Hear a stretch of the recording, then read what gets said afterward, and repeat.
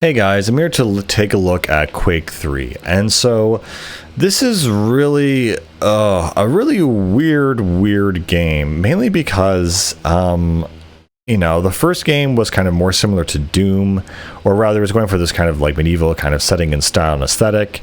And then they pivoted hard on the sequel where they had like a fully voice acted campaign and everything.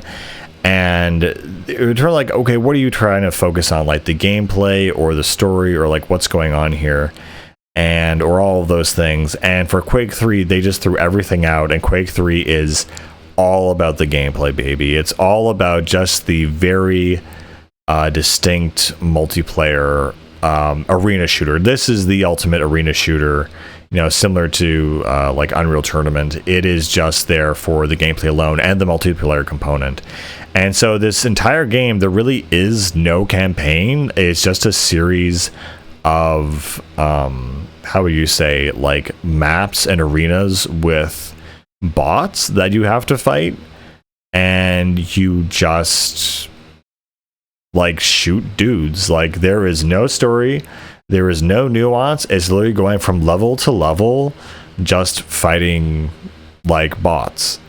I guess, at the time, this was pretty revolutionary to have a FPS shooter with, fake players and bots you could fight against or, whatever. But now it's just kind of like, oh yeah, no, we can like definitely do that. That's not very impressive at all. And so now you have all the weapons from the Quake universe in this game. Again, it's a solely multiplayer focus on the arena shooter. So you have you have the grenade launcher, the rocket, the shotgun, the assault rifle, but most high-end Quake gameplay you see with the rocket or the grenade launcher, because it's usually a one-hit kill if you can hit them exactly. And again, this is kind of like a bittersweet thing, because this is where they kind of focus specifically on multiplayer and gameplay, and that's not necessarily a bad thing, because the gameplay of Quake is very, very classic. And I think what a lot of people miss about Quake or about this type of gameplay or these old kind of shooters is the speed.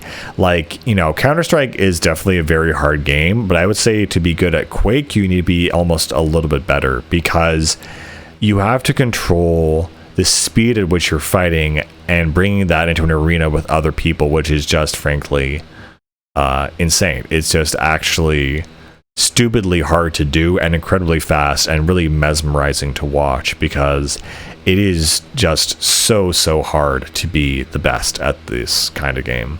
And so Quake itself kind of became more of a multiplayer focused kind of community. They had QuakeCon and Quake tournaments specifically for this kind of game, and it's actually fun if you even download Quake 3 on Steam,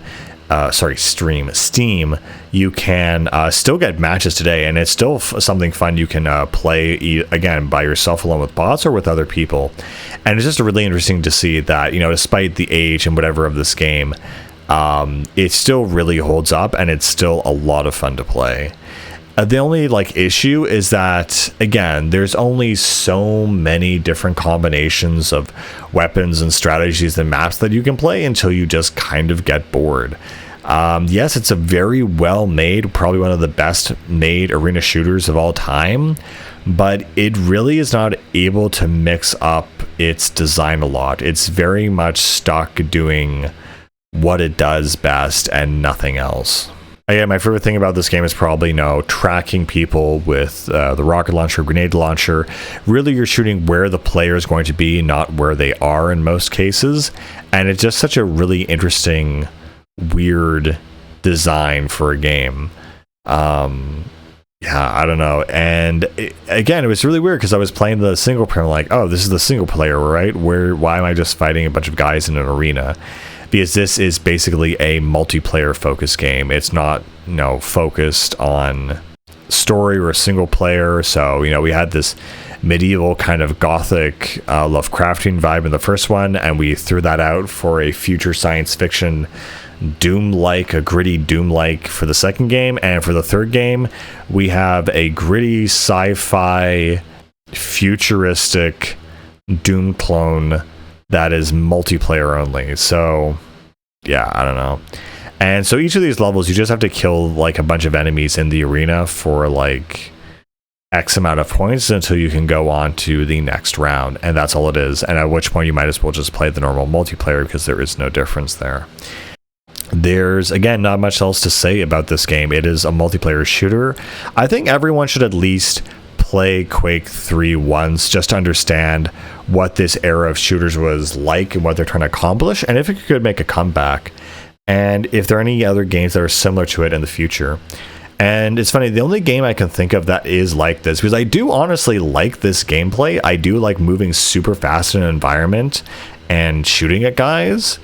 It's just a matter of, I don't know, like just maybe the map variety, the music, everything. Like I've played a lot of multiplayer games, and so, you know, while they're not my favorite, a multiplayer game has to be really, really good for me to play it above all the other ones, because why would I spend time with you when something else better exists, right?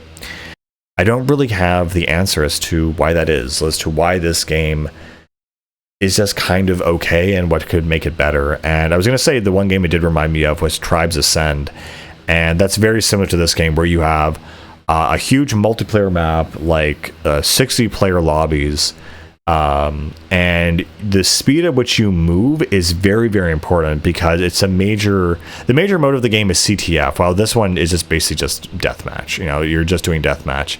But Tribes essentially is set up where essentially you can go super fast, know when to boost, when to go down on a slope or a hill, and then you also have guns that are based around that sort of idea, where someone can be going super fast down a hill or super, you know, fast through the air, and you can lob a grenade that if you do happen to hit them, wire them midair, because there's not a lot of maneuverability in air. You can control your speed, but not exactly your direction a lot. If you can hit them, you'll take them out, and you can grab the flag. And Tribes is just like a very, very well-made, fun game. There's just nothing else really to say about it, and it's the closest thing that I think to a modern day Doom like that would exist today. And unfortunately, I think with Tribes, something weird happened with the licensing or something along those lines, and no one plays it any longer, or was delisted or something. But the servers all died. I don't know exactly what happened with Tribes 2 Ascend, but I know they're trying to remake trying to make Tribes 3 now, and it's like an early open alpha beta or something. But yeah, unfortunately, I feel like this kind of gameplay is very lacking, and the only single player I can think that is very similar to this is Neon White, which is one of my favorite PC games, potentially of all time, because it brings back that high-speed, high-end, you know, chaos back into the mix. And I just thought, I love this. I love going fast and being highly accurate. It's just a lot of fun. So hopefully this kind of gameplay catches on eventually, because this is really pushing the limits of skill and technology for PC gaming, and I'd love to see something like this return. Anyway, guys, that's pretty much it for this game. I'll see you later. Bye.